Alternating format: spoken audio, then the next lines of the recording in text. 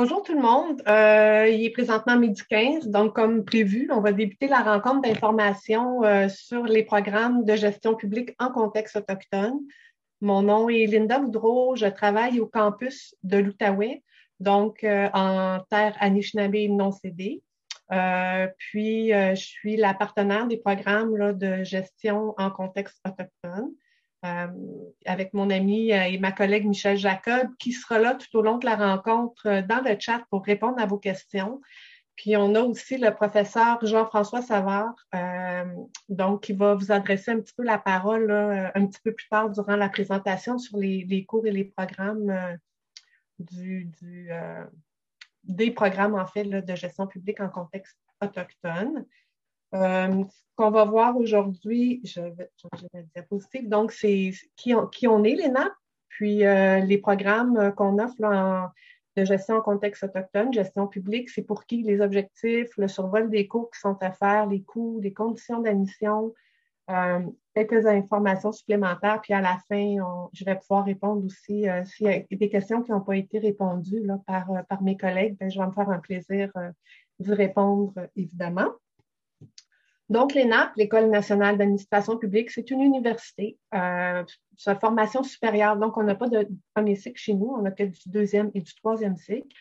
Notre mission, évidemment, on n'a qu'un seul bébé, c'est l'administration publique, évidemment avec un grand département de recherche. Puis nous, notre passion, puis notre motivation première et ce qu'on fait dans notre travail, c'est vraiment d'accompagner les gens qui contribuent au service public, tout milieu étatique confondu, le municipal, provincial, fédéral, parapublic, les OBL, les ONBL, etc. Puis évidemment, on est une entité autonome là, sous le réseau des universités du Québec. Donc, on peut voir ici là, le réseau de l'Université du Québec à la grandeur là, de la province. Donc, les universités générales qu'on connaît tous pas mal bien, et les autres établissements à vocation spécialisée, donc l'ENAP, l'ETS, l'ENRS et la TELUC. Dans toutes ces universités-là, il n'y en a que deux qui n'offrent que du deuxième et troisième cycle, et c'est nous, à l'ENAP et l'INRS. En gras, c'est souligné l'Université du Québec à Chicoutimi et celle de Abitibi-Témiscamingue. Pourquoi? Parce que le programme est en partenariat avec ces deux universités-là. Je vais y revenir un petit peu plus tard dans la présentation pour expliquer là, vraiment c'est quoi les programmes. C'est pour ça que je les ai ressortis un petit peu là, des autres pour vous le démontrer. Notre communauté universitaire, bon, écoutez, on a 170 enseignants, 400 employés, 15 000 diplômés. C'est qui nos étudiants? En fait, c'est les gestionnaires publics de tous les milieux, des professionnels de divers milieux aussi. Donc, les personnels d'organismes publics, parapublics, comme je disais tantôt, on a aussi le milieu des Premières Nations et des Inuits. Puis, on a aussi des gens qui sortent du premier cycle et qui veulent venir faire leur maîtrise en administration publique là, tout de suite là, pour la continuation de leurs études. Donc, on a vraiment des gens qui viennent de partout. Mais ce qu'il faut savoir, que les gens, des fois, ils ne réalisent pas, c'est que les gens ils disent « Ah, moi, je n'ai pas de bac, je ne peux pas faire d'études supérieures. » Ce n'est pas vrai. Tantôt, dans les conditions d'admission, je vais vous l'expliquer. Même sans bac, on peut avoir accès aux études supérieures. Évidemment, il y a des critères que je vais vous donner là, quand on sera rendu dans la partie des conditions d'admission. Mais vraiment, les gens qui sont dans nos classes, c'est il n'y a pas plus de bac ou plus de par expérience. Je dirais que c'est à peu près moitié-moitié des gens qui n'ont pas de bac qui ont été admis sur l'expérience et des gens qui ont des bacs. Donc, ça fait vraiment un beau mélange dans les cours. Par la suite, nos campus de l'ENAP, donc le siège social se trouve à Québec, Trois-Rivières, Saguenay, Gatineau et Montréal. Il y a divers lieux d'études, évidemment. On donne des cours à Joliette, à Longueuil, à Sherbrooke. On en donne aussi à l'international, en Afrique. Donc, on a vraiment divers lieux d'études. Puis, on a aussi des cours, là, divers cours en ligne aussi qui peuvent se donner en ligne. Puis, en ce moment, bien évidemment, COVID oblige, on a des cours en Zoom qui sont de plus en plus très populaires et très appréciés des étudiants. Économie de temps, économie de transport, etc. Donc, on a divers multi-façons d'offrir les cours, là, soit sur les campus ou de la maison. Ce qu'il faut savoir aussi, c'est quand vous êtes étudiant à l'ENAP, vous êtes étudiant partout.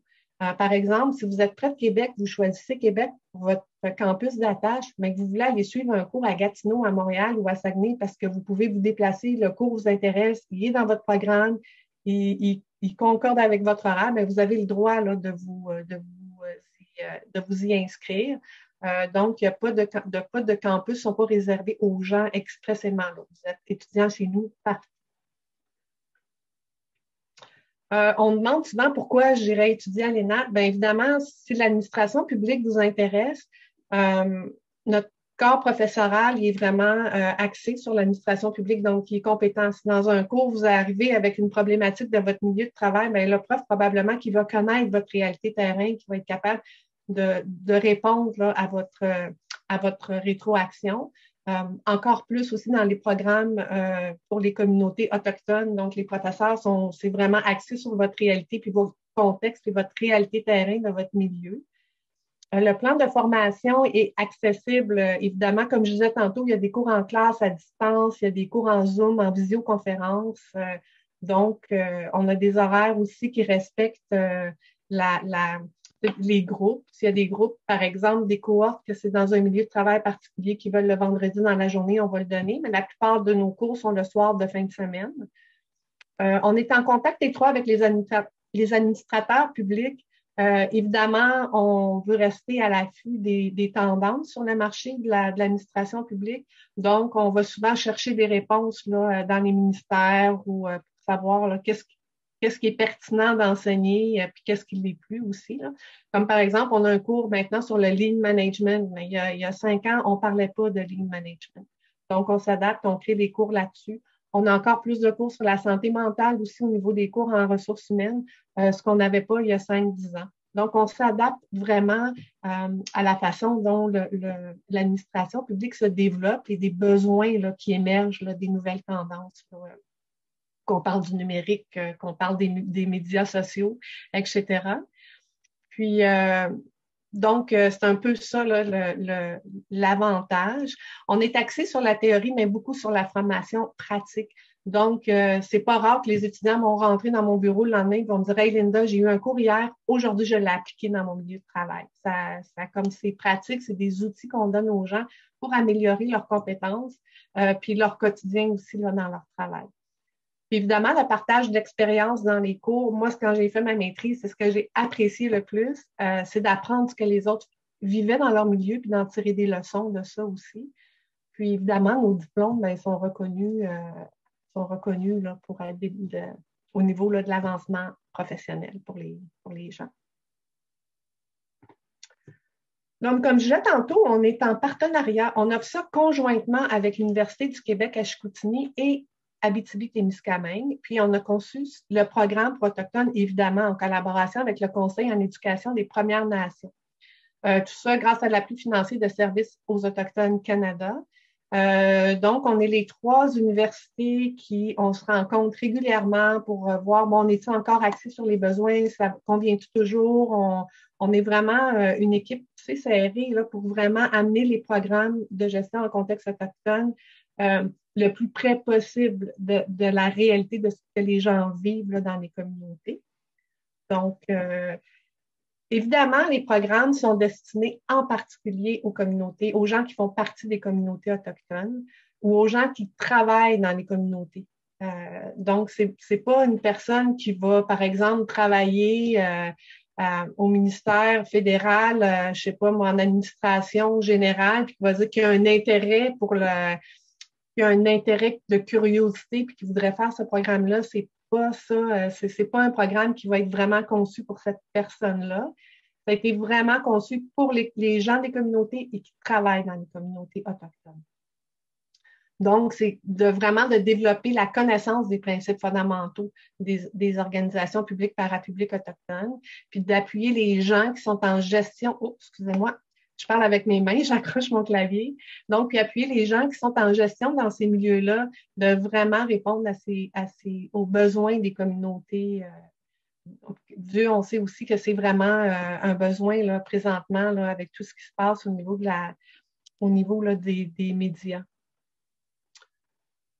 Donc, plus spécifiquement, c'est vraiment d'approfondir les fondements de l'administration publique puis des maîtriser. Mais surtout, ce que je trouve, c'est vraiment de prendre ces outils-là puis de les mettre en application dans son milieu. Ça, c'est vraiment très porteur. Donc, on devient compétent, performant, on devient habile, on devient reconnu.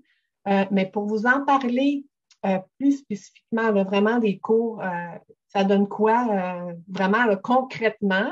Je vais inviter le professeur Jean-François Savard maintenant à vous adresser la parole sur l'expérience qu'il a eu évidemment là, d'enseigner dans ce programme-là, mais aussi plus spécifiquement le bien fondé des cours, etc. Donc, Jean-François, je te laisse la parole. Merci beaucoup, Linda. Euh, je pense que le bien fondé, je vais commencer avec les derniers mots utilisés par Madame Boudreau. Je pense que le bien fondé des cours qu'on offre dans le cadre de notre programme gestion en contexte autochtone, euh, c'est un élément qui a déjà été évoqué par Madame Boudreau, c'est-à-dire que les cours, ils sont adaptés à la réalité du milieu des gestionnaires en contexte autochtone. Donc, par exemple, on ne va pas commencer à parler de grandes règles éthiques comme on voit au gouvernement du Québec quand on sait que c'est pas la réalité qu'on vit, par exemple, dans des communautés autochtones ou dans mon cas, par exemple, dans les cours que je donne, quand je parle de politique publique, tout ce que je vais faire est adapté, je dirais, non seulement à l'échelle des communautés autochtones ou des organisations autochtones, mais aussi en fonction des obligations qu'ils ont par rapport au gouvernement fédéral, au gouvernement provincial, des obligations qui n'existent pas pour ces gouvernements-là habituellement. Donc, on essaie de voir les zones d'autonomie, par exemple, les zones d'action, etc. Donc, ça, je pense que le bien fondé, c'est de dire, les cours qu'on a, c'est des cours qui sont vraiment axés sur euh, la réalité des gens qui sont sur ce terrain-là. Après, l'autre élément sur lequel moi je vais insister, c'est et qui m'a toujours, comment je dirais ça, vraiment fasciné, mais pas juste fasciné, mais vraiment plu dans les cours, dans le cadre du programme de gestion en contexte autochtone, c'est aussi le fait que c'est les rencontres qu'on a. Plusieurs étudiants m'ont dit, par exemple, des Inuits, des Atikamekw, qui travaillent dans le même cours avec euh, des, des Wendat ou des Malécites, etc. Donc, c'est vraiment des gens qui me disent, ou encore des gens qui disent, moi, je suis en santé, ou moi, je travaille dans ma communauté sur le développement économique. C'est intéressant de parler avec quelqu'un qui travaille sur les questions de gestion des ressources humaines. Donc, c'est vraiment des rencontres multidimensionnelles où les gens échangent sur leur réalité dans leur communauté. Et c'est souvent la première fois qu'ils ont la chance d'échanger comme ça, non seulement entre eux, mais aussi avec le prof. Et moi, comme prof, je vais vous avouer bien humblement que j'adore ces cours-là parce que c'est jamais arrivé encore où j'ai rien appris.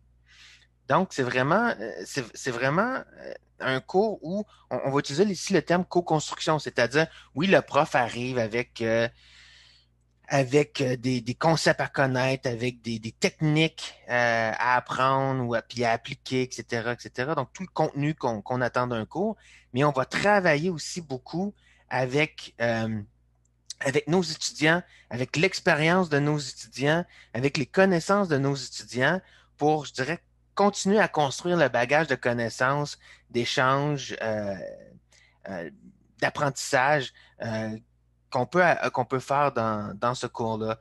Euh, donc vraiment, pour moi, c'est les éléments les plus importants.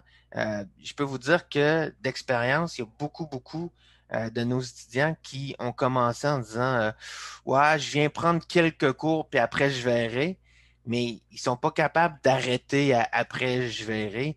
On en a plusieurs qui continuent et plusieurs vont obtenir bientôt leur diplôme et plusieurs se dirigent même maintenant vers la maîtrise complète dans le cadre du programme en gestion de contexte autochtone. Donc, c'est vraiment un beau programme, c'est des belles rencontres, c'est une occasion unique d'apprentissage. Euh, pour ma part, ce que moi je vois, ce que j'observe, c'est vraiment des gens passionnés qui travaillent ensemble, qui apprennent ensemble et qui sont vraiment heureux de faire ce cheminement-là. Donc, si vous avez plus de questions, parce que c'est difficile de savoir exactement quelles sont vos questions et je vais vous avouer que le mode webinaire où on ne voit pas les gens comme ça, c'est un peu déconcertant quand vous êtes un prof et que vous êtes habitué d'avoir les étudiants devant vous et discuter avec eux. Alors là, j'ai plus l'impression que je discute avec un PowerPoint. Euh, mais si vous avez plus de questions, n'hésitez pas à utiliser le module de questions-réponses. Et moi, ça va me faire plaisir de répondre à vos questions. Et puis, je pense aussi à la fin, Linda va sûrement vous donner une adresse courriel là, où vous pouvez envoyer vos questions au sujet du programme. Mais donc, si vous avez des questions pour moi, n'hésitez pas à utiliser le module, ça va me faire plaisir de vous répondre. Merci, Linda.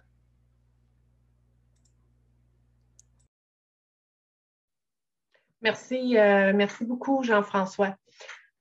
Bon, ben écoute, Jean-François vient de nous parler programme. Ben, on va y aller. C'est quoi les programmes de gestion publique en contexte autochtone? Donc, on a plusieurs programmes. On a le micro-programme qui est de 3 cours. On a le programme court qui est de 5 cours, donc de 15 crédits. Et le diplôme d'études supérieures spécialisées de 30 crédits. Le micro-programme, le programme court, ça ne donne pas de diplôme en soi, mais vous recevez une attestation d'études supérieures, soit en micro-programme, soit en programme court. Et évidemment, le DESS, lui, vous donne un diplôme. Les programmes sont gigognes. Donc, vous commencez, mettons, par le micro-programme. Si vous décidez de poursuivre vos programmes courts par la suite, vous pouvez le faire. Il vous reste que 2 cours à faire, puis vous avez le programme court. Donc, vous avez 15 crédits. Puis, ce que les gens font, la plupart des gens de ces programmes-là, ensuite, ils continuent au DESS. Il ne vous reste plus que 15 autres crédits à faire. Là. Donc, vos crédits sont accumulés là, tout au long du programme. Puis, ce qui est le fun aussi, c'est des fois, on arrive au diplôme d'études supérieures spécialisées, puis on réalise qu'il nous reste que 2 cours, une activité d'intégration par la suite. Puis on a notre maîtrise. Donc, étape par étape, les gens le font, ça se fait très bien.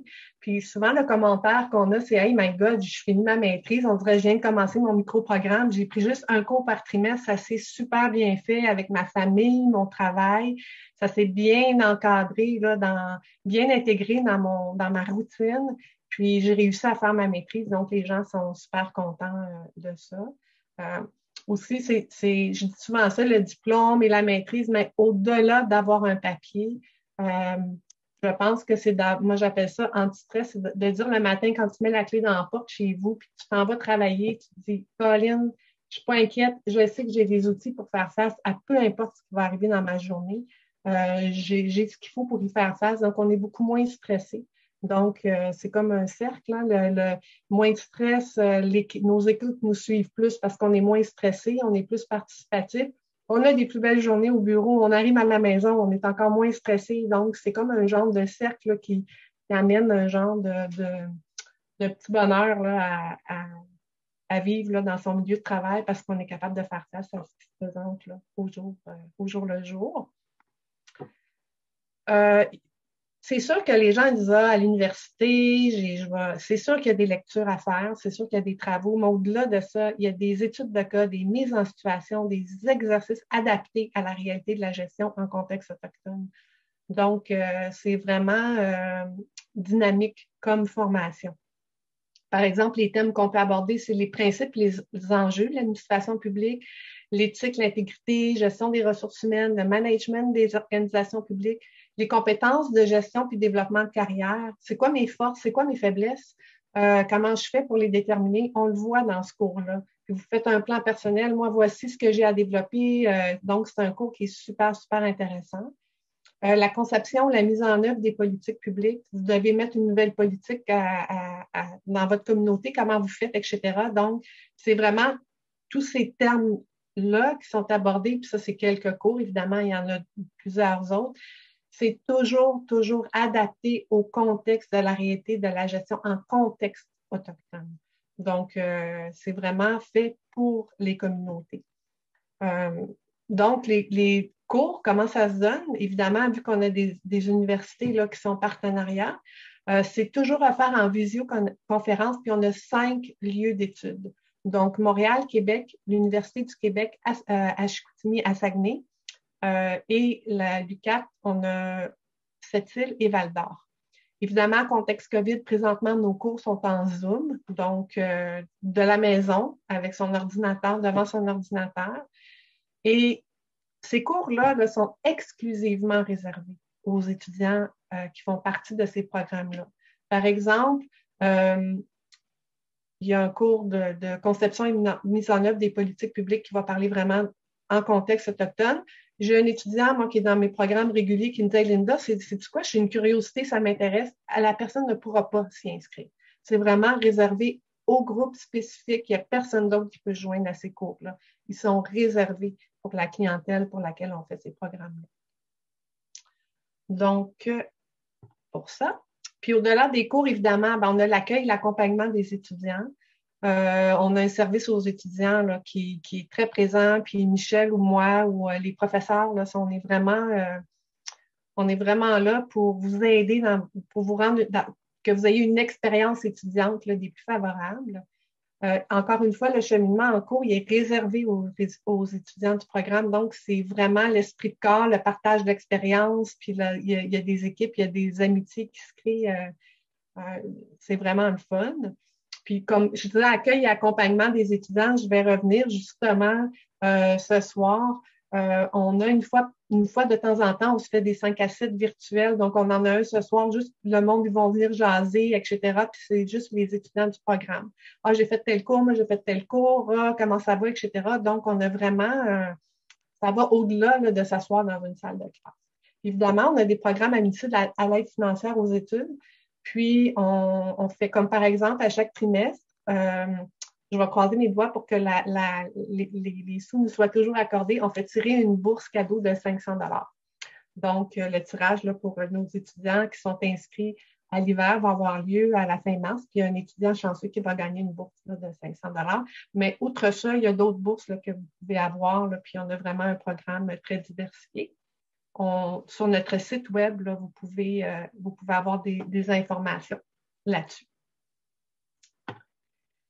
Ça coûte combien étudier à l'ENAP? Bien, faire une demande d'admission, c'est 50 $.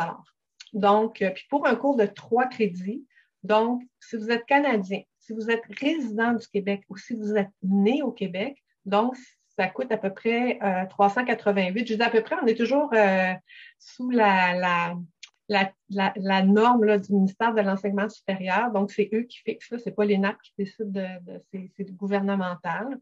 Donc, un microprogramme pour un étudiant qui réside au Québec ou qui est né au Québec va lui coûter 1 165 $.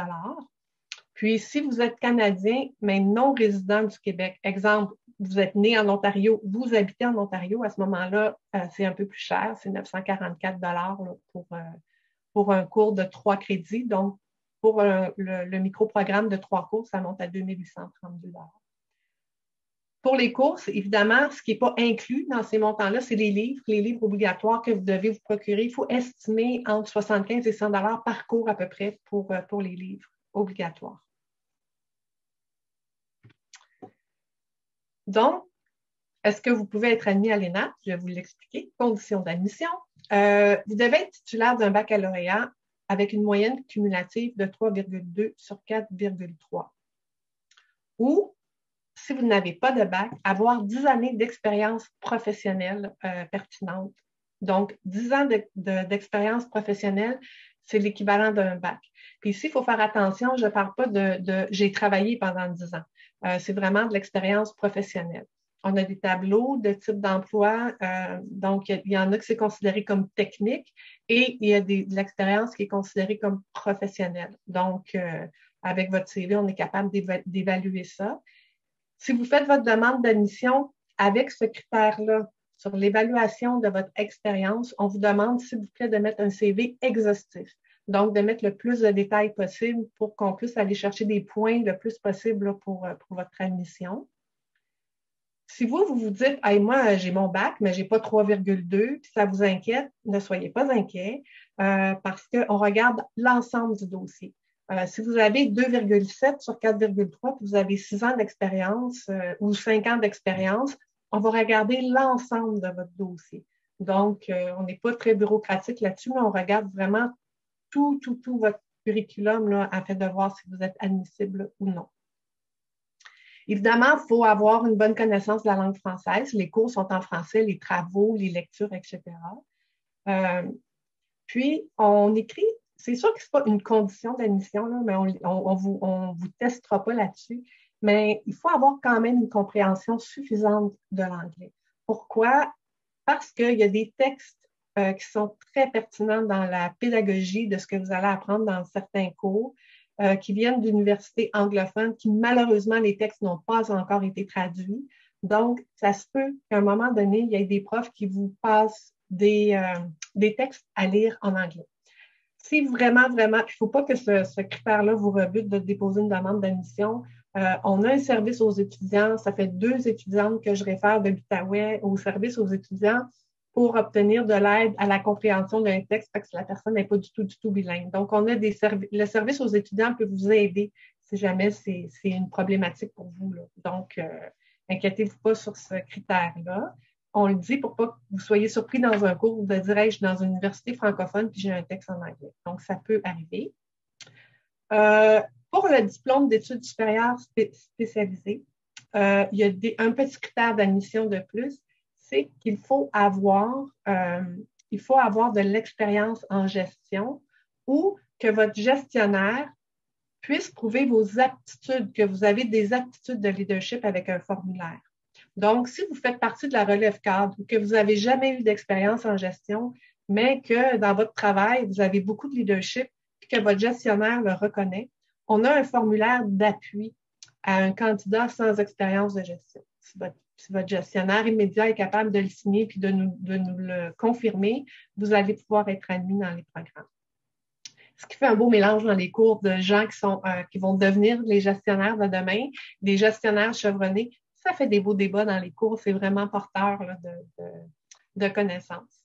Donc, une personne aussi qui sort du bac, mettons, vous dites, moi, là, je viens de sortir de mon bac, j'ai 3.2, je m'en vais faire le programme en gestion autochtone. Si vous n'avez pas d'expérience de travail du tout, vous ne pourrez pas faire le DESS parce que ça prend aussi 2 ans d'expérience professionnelle pertinente. Donc, si vous avez fait votre bac, puis ça fait 2 ans que vous travaillez, niveau professionnel, vous allez pouvoir être admis au DES, évidemment, avec la lettre d'appui de votre gestionnaire. C'est un peu complexe. Vous trouvez ça, comme ça peut être loin, vu qu'on commence des fois par le microprogramme. On est là pour répondre à vos questions. Peut-être Michel pourrait mettre dans le chat l'adresse à études@enap.ca. Donc, vous envoyez vos demandes là, puis ils vont nous les diriger. Là, on va vous répondre, là, puis on répond dans un court délai. Fait que soyez pas hésitants à nous envoyer vos questions. Donc, comment ça fonctionne? Bien, c'est Adèle en ligne sur notre site web. Déposer une demande d'admission, vous cliquez là-dessus, tout se fait en ligne. Vous allez avoir besoin du formulaire de demande d'admission, évidemment, vous le complétez. Votre acte de naissance, une copie d'un relevé de notes officiel si vous avez fait un bac, évidemment. Donc, une photocopie là, de votre relevé de notes de votre bac. Le curriculum Le curriculum détaillé et à jour, évidemment, si vous faites votre demande sur la base de votre expérience, mettez un curriculum détaillé. Ça va vous prendre une lettre de motivation, une page, ça peut être une demi-page à une page qui explique pourquoi vous voulez faire des études de 2e cycle. Puis, évidemment, on va vous demander de déverser les frais de 50 $ pour la demande d'admission. Et si vous n'avez pas d'expérience en gestion, sur le même site de la demande d'admission, se trouve le lien pour télécharger le formulaire d'appui pour un candidat sans expérience de gestion. Donc, vous le téléchargez, vous le faites compléter par votre gestionnaire, puis vous l'envoyez avec votre demande. Puis, si jamais, là, quand vous allez faire votre demande, vous avez oublié de mettre un document, bien, vous pouvez me l'envoyer par courriel. Linda, j'ai oublié de mettre ça dans ma demande, puis moi, je vais l'envoyer au bureau du Richter. Ce n'est pas du tout un problème. La charge de travail pour un cours. Ça, je ris toujours parce que c'est vraiment, ça dépend de chaque personne. Il y a des gens que pour apprendre, ils sont kinesthésiques, il va falloir qu'ils recopient toutes leurs notes de cours pour être capables d'assimiler le cours. Il y en a qui vont écouter le cours, puis c'est fait, ils ont assimilé, ils sont auditifs, il n'y a pas de problème. Donc, ça varie de chaque personne a sa méthode d'apprentissage différente, son rythme de lecture aussi qui est différent. Donc, en moyenne, un cours de 3 heures ou une séance de cours va vous demander à peu près 6 à 7 heures de travail par semaine à la maison. Moi, je dis tout le temps aux gens, si c'est une connaissance qui va être rafraîchie, une connaissance que vous avez déjà, mais qui est juste mise à jour, peut-être que vous allez mettre 4, 5 heures. Si c'est une toute nouvelle compétence ou une nouvelle connaissance ou un nouveau concept de l'administration publique, bien, vous allez peut-être mettre 10, 12 heures par semaine, là, dépendamment là, de ce que vous avez à apprendre aussi. D'un horloge biologique aussi. Là. Il y a des gens, moi j'ai une étudiante qui me dit, moi Linda, mes cours à l'automne, là, ça me demande 10 à 12 heures par semaine. Puis à l'hiver, je mets 3-4 heures. Son énergie est plus forte à l'hiver. Donc, ça dépend des gens. Mais en moyenne, 6 à 10 heures par semaine pour une séance de cours, c'est à peu près ça. Ça inclut évidemment les lectures là, et tout. Là. Les absences, évidemment, tous les cours du programme, ils ne sont pas à faire en ligne. Donc, votre présence, elle est obligatoire. Quand on vous demande, les cours sont même s'ils sont en Zoom, sont à date et heure fixe. Il faut vous brancher. C'est des cours magistraux. L'échange est important. Même si c'est en Zoom, je dirais l'ambiance du groupe est quand même importante parce qu'il y a beaucoup de savoir qui se partagent avec les études de cas, etc. C'est des cours qui sont dynamiques, donc votre présence, elle est obligatoire.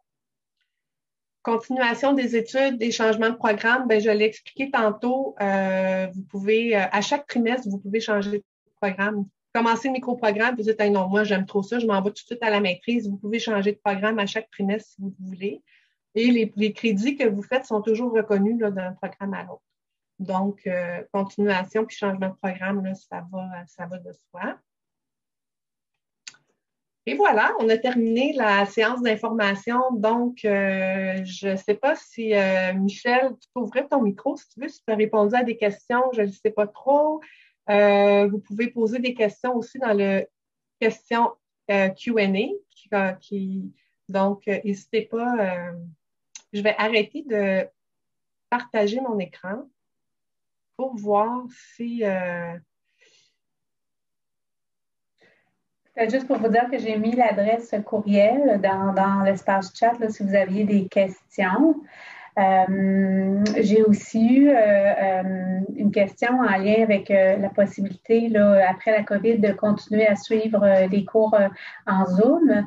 Il n'y a pas de garantie encore, on est en train de discuter de ça, mais il serait quand même étonnant qu'on retourne en arrière. Là. Donc, présentement, les étudiants suivent les cours en Zoom, chacun dans leur salon. C'est sûr qu'on a toujours comme philosophie d'encourager la dynamique de groupe. Donc, on va toujours avoir la possibilité de le faire dans des lieux en présentiel. Donc, si vous êtes à Montréal, à Québec ou plutôt à Sept-Îles ou à Chicoutimi, vous allez pouvoir aller rejoindre d'autres étudiants au moment où le cours aura lieu. Mais bon, je pense que ce sera encore toujours possible de le faire à partir de son salon, de sa cuisine ou de son bureau à domicile, là, selon le cas. Mais présentement, je ne suis pas capable de vous le garantir. C'est la seule petite bémol que je vous amène.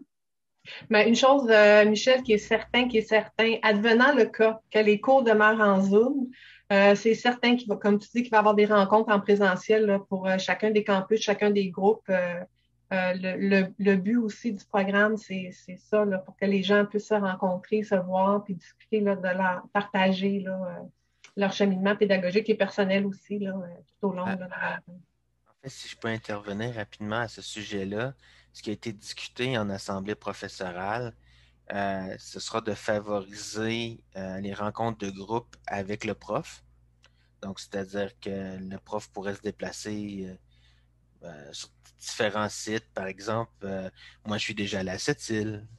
Bon, Québec, il n'y a rien d'extraordinaire à aller à Québec, vous me direz, là.